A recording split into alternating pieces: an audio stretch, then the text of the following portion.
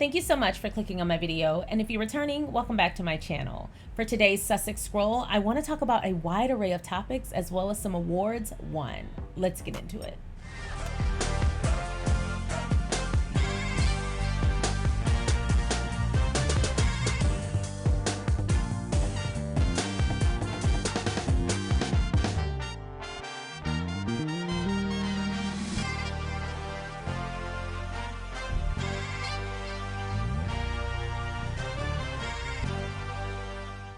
Once again, thank you so much for clicking on my video. If you have not already, feel free to go ahead and like this video, subscribe to my channel, and turn on that notification bell. I'm gonna say a huge hello to the friend circle, and I'm going to curtsy to the royal court. Thank you so much for being members. And I wanna say a huge hello to the Patreon members. I really appreciate all of you, all that you do, and for supporting my channel. I cannot say thank you enough. So let's get into these topics. We have a lot of topics today. We had so many topics that actually some of these are getting moved over to my members only channel. And I read the Spectator article about Lady Susan Hussey, and I read that Hussey as well as that publication right on over on the member channel. And then we also have the crazy neighbor update and what I think might be the conclusion. Y'all, it's been a task dealing with that woman. And I finally have found a solution. So check out the member channel to find out what's going on with her. But right now it's a Sussex Scroll Thursday, so let's hop on in. Now keep in mind tomorrow I will be recapping the volume 1 drop on Netflix of Harry and Meghan's docuseries, and I will be recapping that tomorrow for our royal review. That's coming tomorrow. So for today, let's catch up on all the other Sussex news so we can be bright, fresh, and ready for tomorrow. So I wanted to start on a very high note. We knew Prince Harry was a superhero, but to find out he was Spider-Man, ciao.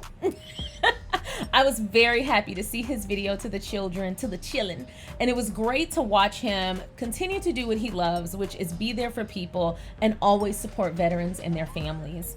So I pulled an article from Harper's Bazaar. I'm not going to share this one, but it is in the description box below, so feel free to click that link and give them the engagement. But the article again is in Harper's Bazaar, and it's written by Quincy Lagarde. Please let me know if I'm saying that correctly. I want to make sure I get their name correct. The Duke of Sussex dressed up as Spider-Man to record a special Christmas message to members of Scotty's Little Soldiers, a charity for bereaved British forces, children, and young people. In the clip, the veteran welcomes attendees for the charity's annual Christmas party and speaks directly to the children who have experienced the death of a parent who served in the British Armed Forces. The royal has a long-standing relationship with the charity and previously recorded a video message for their 2019 Christmas party in which he dressed up as Santa Claus. So let's look at the video. Roll that clip. I hear from Sharky and George there are 5 villains that you guys need to stop from ruining Christmas. So use your teamwork, your brains and your brawn to make sure that you do exactly that. Find them and don't let them ruin Christmas, okay? At the same time, Christmas is a time when we miss our loved ones really, really badly. And that's okay. But at the same time, it can be possible to feel guilty for having fun without our parents. But I'm here to assure you that our parents always want us to have fun, okay? So don't feel guilty. You're allowed to have the best time ever, especially with this Scotty Little Soldiers community.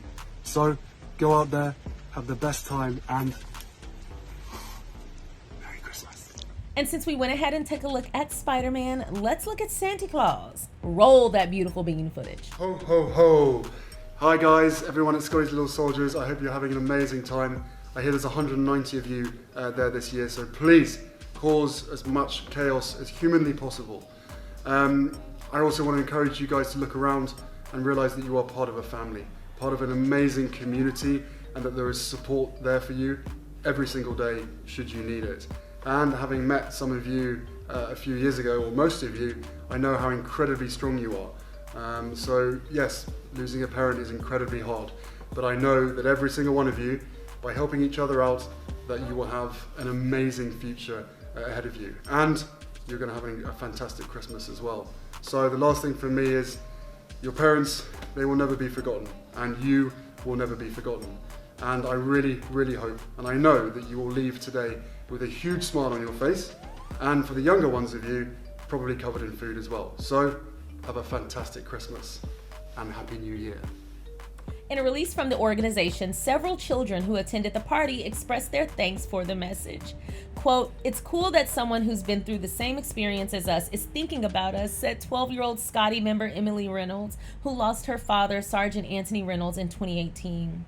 "He's not just someone who's trying to be sympathetic. He actually knows what it's like to grow up without your parent. My friends think it's really cool that I get letters and messages from Prince Harry." The organization's founder, Nikki Scott, also noted Harry's incredible continued support, saying that he understands there are certain times of the year that can be particularly challenging for kids. The royal was 12 years old when his mother, Princess Diana, passed away. Quote, "We have the party to remind our members that they aren't alone, but also to facilitate the opportunity for members to meet others and forge friendships. In addition, it provides an opportunity for parents, carers to gain access to resources and information to help them support their children." I wanted to start this off on a high note because you know we will get into the mess, but I thought that was very sweet. Next, I wanted to talk about Prince Harry taking a stand against the lies. The Sun is one of those publications where as soon as I see their logo, I'm just like, nope, nope, nope. Nah, not doing it. I don't do it. I'm not having it. I'm not going to be part of it. Those headlines are trash, and they are a big part of the problem, which we've talked about here endlessly, and we will continue to talk about as long as it's a problem. For those of you who have asked me, why do you always talk about this? Because it hasn't been fixed. And so when we are following a story, when we are following an issue, and we are following the progress of a situation that needs to change, we will continue to update with the latest news on that topic. If you do not want to continue to revisit topics that continue to be a problem, I am not for you. I am here to promote the best of this society and to make sure that we are doing what we can in our small part and in our large part to make things better for everyone. And if you don't want to talk about that, listen, I'm not mad at you. Bye-bye. Bye-bye. You won't dictate my content though. Bye-bye. Bye-bye. Bye-bye. Get the hell on, Felicia. So anyway, that's what Prince Harry said to The Sun. On December 3rd, The Sun published an article stating Prince Harry insisted on those Brits needing a lesson leading up to his epic Oprah interview. That doesn't even sound like something that Prince Harry would say, especially knowing that everything he said was not only being scrutinized, but being twisted and then planted in the media. So why would he say anything that was even in small part salacious? Gotta keep a watch out for that. On December 3rd, The Sun published the article, but Prince Harry's team protected him against the false allegations when the global press secretary for the Duke and Duchess of Sussex told the HuffPost, "This is a baseless hit piece masquerading as journalism." Right out the gate, shots fired. This story is riddled with inaccuracies, not least of which is a quote erroneously attributed to the Prince Harry. To accuse a man who spent 10 years serving his country of wanting to teach that same country a lesson is not only an attempted distraction, but an unfortunate and predictable tabloid strategy. To pit him against his country is shameful and manipulative, especially when Prince Harry has never spoken ill of the British public. But speaking of The Sun, I found it interesting that this article was even taken seriously because they have always put out really ridiculous stories about the Sussexes. I decided to take a look, go wading in those nasty, murky waters to pull out what I could find. And the first 5 articles from only the last 2 weeks, I did not omit, I did not add. These are the first 5 articles that popped up. Heroic anti-racism campaigners, Meghan Markle and Prince Harry are a pair of greedy little grifters. Prince Harry was my toy boy when he was 21. I was 34 and a mum of 2, and I bet his book doesn't ... 4 major fibs in Meghan Markle and Harry's Netflix doc exposed as experts slam plot to destroy ...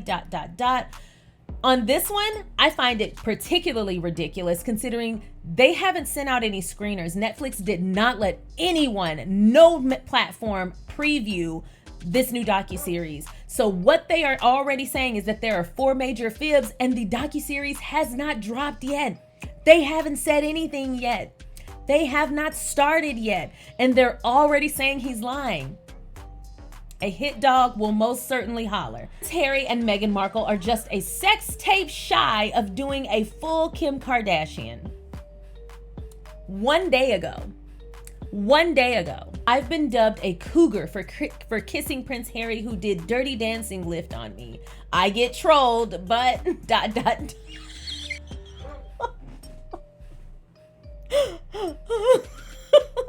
Girl! I'm gonna need you to stand up. I'm gonna need you to have some self-respect. Lift that chin up. The D got you sad from 20 years ago? And I don't even think it's true. So the hypothetical D got you sad from 20 years ago? Girl, please get you some business and mind yours. That had me laughing. Now, the dirty dancing, I said, oh, not acrobatics. It's all making sense now. So here's the thing. I will find comedy in something that gets on my nerves because I'm not going to give you my power. I am not about to let you irritate me, but I am going to laugh in your face. Dirty dancing lift? Ma'am. Let me say this. You're not insulting Harry with that. If anything, that's not an insult. That's not an insult, but you do seem pressed. You seem very pressed. Honey, he has a whole wife and 2 kids. He is not studying you. He is not studying you. And not only that, but you're several ex-girlfriends ago.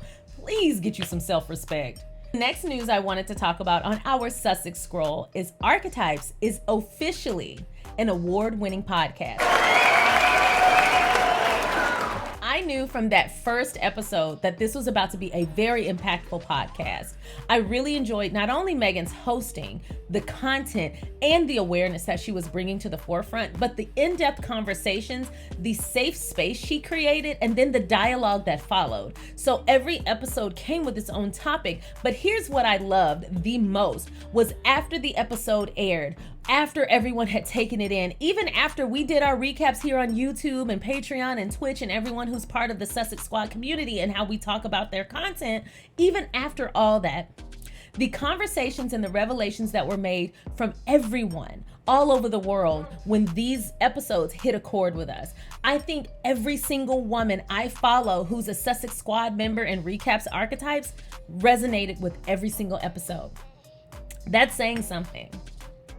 I was very intrigued by this podcast from the onset, but after finally hearing it episode after episode after episode, it just continued to go deeper and deeper and deeper.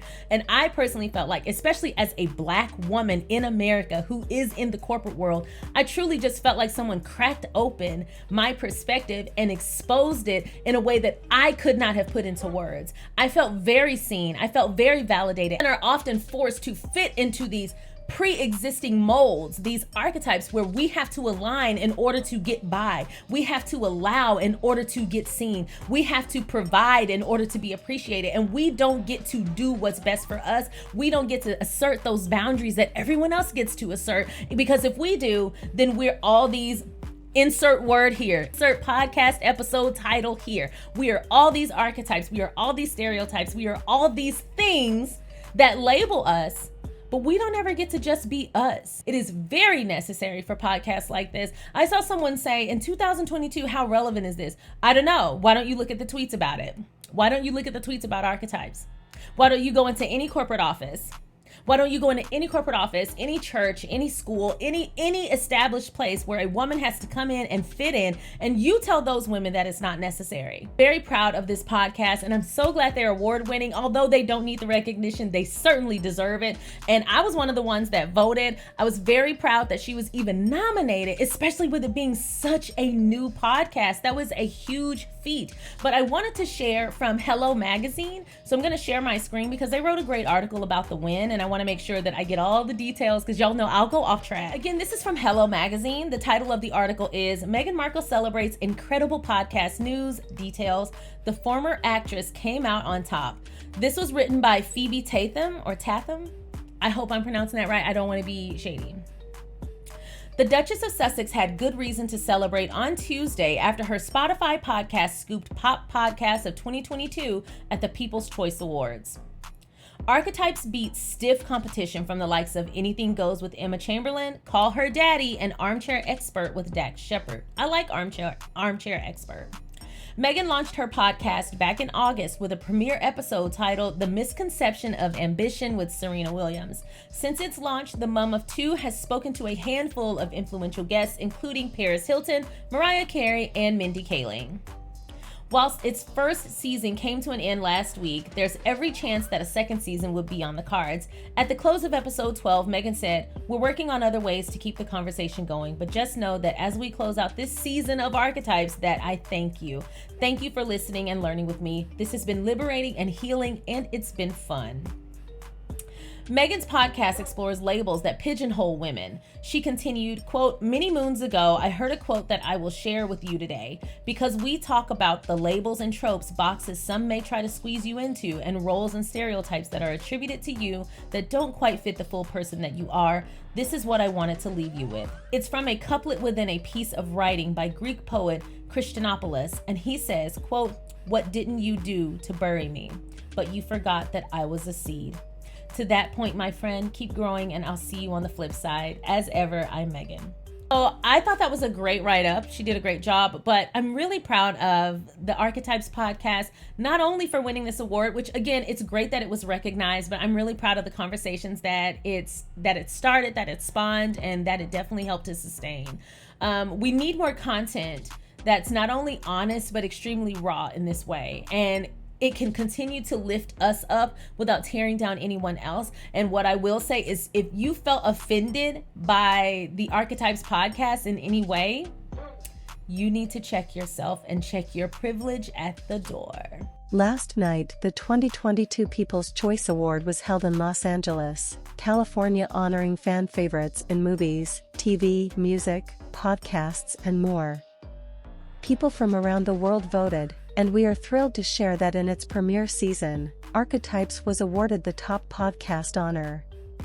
Thank you to all the supporters and fans of Archetypes who voted for us for this special People's Choice Award. I loved digging my hands into the process, sitting up late at night in bed, working on the writing and creative.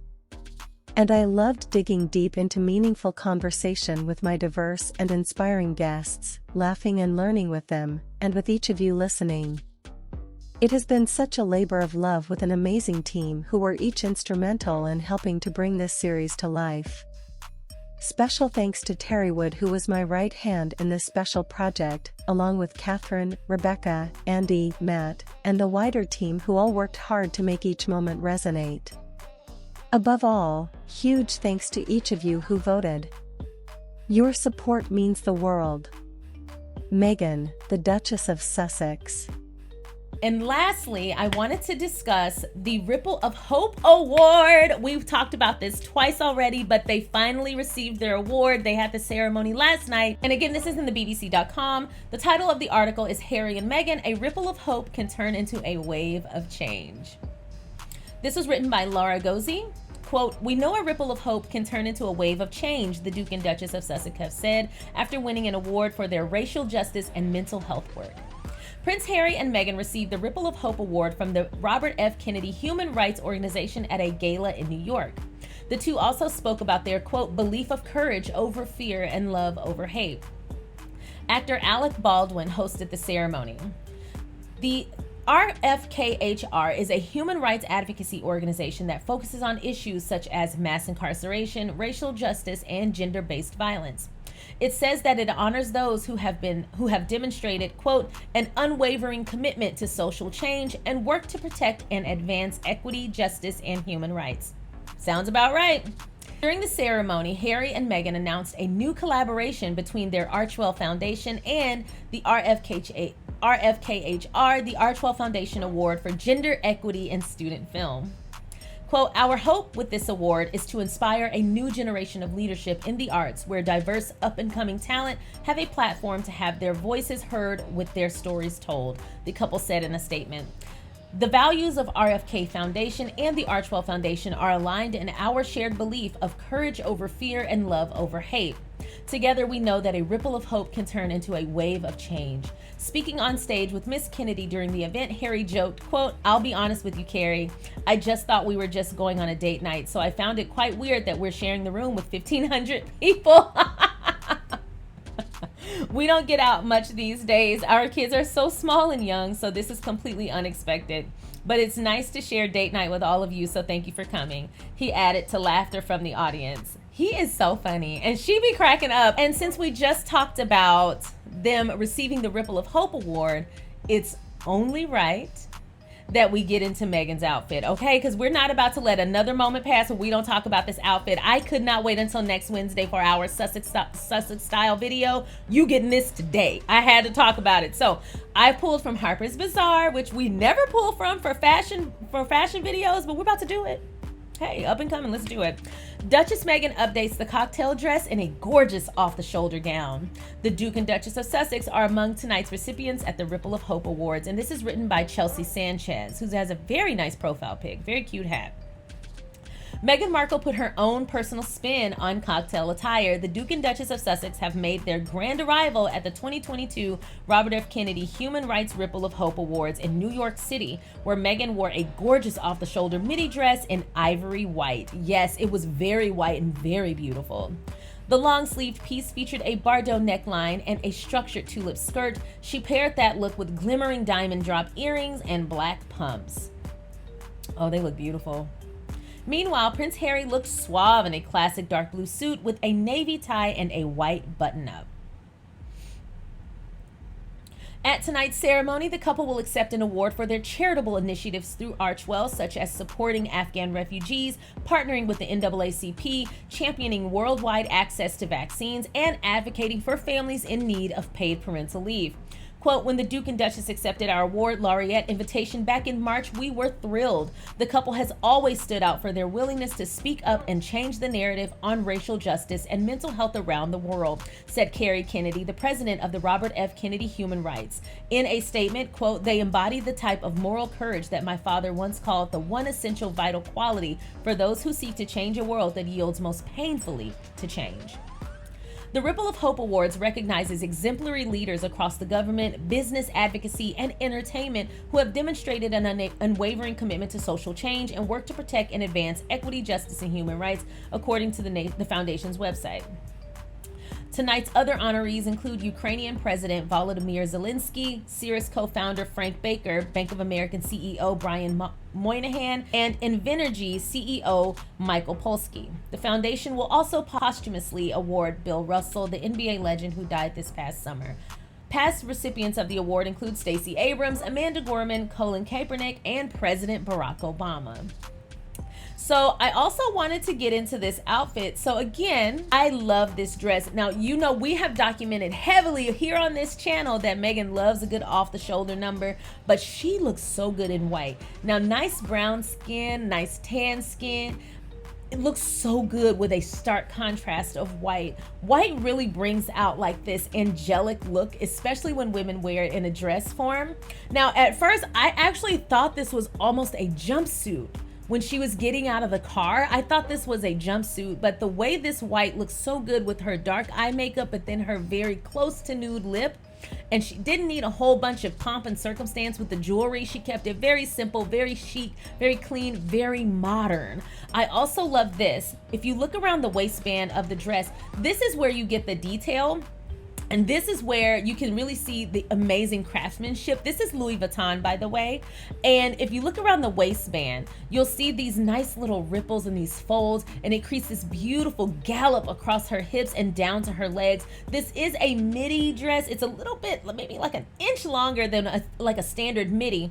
But again, they're in New York City and it's probably a little cold, but you've got this beautiful slit. So you've got the sexy leg. You've got the sexy leg, but it's still conservative. And we're seeing her come more into her own with this sexy conservative look, but always classy and demure. And here's the thing. So we've talked about long sleeve. You know, I'm really particular about wearing long sleeves. They have to gallop across my wrist. I don't like sleeves that bunch or pull up. If I'm going to have a sleeve like that, I'm going to have a nice quarter length, like something like this. But I love when it's long sleeve and it actually touches the knuckle on my thumb, because when I move, I don't want it to pull up. It's just not a cute look. It doesn't maintain the shape of the dress or the shape of the sleeve. But I love here, if you look very closely, the sleeve is split to cup the thumb. And it gallops across the hand. It's just long enough for her to maintain its length the entire time, regardless of movement, which is true because that's what happened.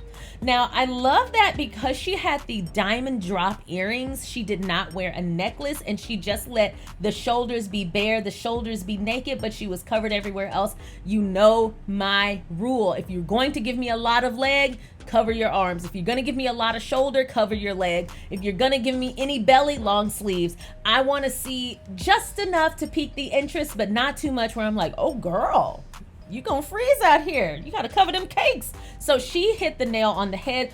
Also, classic middle part pulled back hair. This is also a very smart hairstyle to wear when you're not sure about the weather, and we did see that it rained. As a black woman, you don't want that drawback, so go ahead and brush it down and gel it on the edges. So she looked fantastic. Both of them looked amazing, and I'm telling you, I love this white dress. So I found it to be a little bit funny that some really crazy derangers were saying, oh, Meghan copied Kate with her off-the-shoulder dress. I'm gonna first of all, I'm trying not to decimate you with logic, but you just make it so easy. But first, do you realize that people don't buy a dress the day before? Do you realize that to get these pieces, most often custom made, but definitely altered, it takes weeks, no less than 7 days? Not only that, but before a big event like the Ripple of Hope Awards or any other huge ceremony, especially where they're going to be honored, these looks are predetermined by a team. Meghan was likely, because this is what's most common, brought a whole rack of lots of looks, and she was given lots of options. She was given, what are you trying to give? What is the messaging? What are you trying to convey this night? And between her hair, her makeup, and her style team, they will come up with a look. And this takes weeks. This takes time. It takes planning, because not only does she have to get the look, which is more often than not specifically sent to her and presented to her by the designer who wants her to wear their look. Please know this, once she picks the look, not only does the outfit have to arrive, not only is there a fitting, 3 or 4 in most cases, but then after the fittings, they have to be altered and then fit again to make sure the alterations work. And then you got to make sure you have the shoes that you're gonna wear when you do the fitting, so that the night of the event, you've got the right length of everything. So I'm just saying, it takes weeks to put these outfits together. Now here's where you got it wrong. If anybody copied anybody, it would have been the other way around, considering Kate's dress was rented, which meant it was likely not altered at all. And it looked it. It looked it. That dress was not fit to form for her. It was form-fitting, but it was not fit to form, not fit to her form. No offense to her, but if you're gonna compare the two, do it right. Also, I also thought it was really annoying because we've seen Meghan wear her shoulders out since the beginning. As a matter of fact, she caught a lot of heat for breaking royal protocol with her shoulders out from her very first Trooping the Color. But if anyone is copying anyone, it would have been the other way around, considering although Meghan received that hate, she still wore her shoulders out. And then we start to see Kate start to wear her shoulders out more. This is why I said, when you put your story out there, it's important that you get to tell your own story, because when people look back, they're not going to look and see who did what first. They're just going to look at the headlines and the narrative that's being run with. So they're not going to do their due diligence. The hell, they don't do their due diligence now. What makes us think in 40, 50, 60 years they're going to do their due diligence? And all they're going to do is look at the headlines and the stories that were perpetuated in the media, and they're going to say, oh, well, Meghan copied Kate's style, and Meghan copied Kate's dress, and Meghan was a bully. That's why it's imperative that the Sussexes tell their own story, because when people look back on this moment in history, because again, they're royal, this is history, this isn't celebrity fodder, this is the royal family, they're going to have a reason to consider the truth, because the truth is out there. If you don't speak up for yourself, people will continue to abuse you. You have to set boundaries, and you have to let people know, I'm willing to burn it all down. And no, Meghan did not copy Kate. Who the hell would copy Kate? What am I gonna do? Copy somebody who's ripping me off? Why would I do that? Why would I do that? Why would I do that? Why would I steal my own recipe from someone else? So that's all I've got for you today. I hope you enjoyed today's Sussex Scroll. I had a really good time going through these topics today, and I had a really good time watching the award ceremony, or the little bit that I was able to watch online. I live streamed it, so I hope you all enjoyed it as well. If you have not already, feel free to go ahead and like this video, subscribe to my channel, and turn on that notification bell. Please don't forget that tomorrow, for our royal review, I will be reviewing Volume 1 of the Harry and Meghan Netflix docuseries. So check back here at 5:30 p.m. Eastern, and you will see my review of the Netflix docuseries. If you're on Patreon, you'll get it in the morning. So I hope you enjoy it. Also, Just a reminder, because my videos have been getting suppressed, so I'm trying to offset that by giving people a reason to come back to the channel on their own without waiting for the video to pop up on their feed, because it seems that, you know, it's not really popping up for people. So I try to keep it consistent so that that happens less, but I post Monday through Friday at 5:30 p.m. Eastern.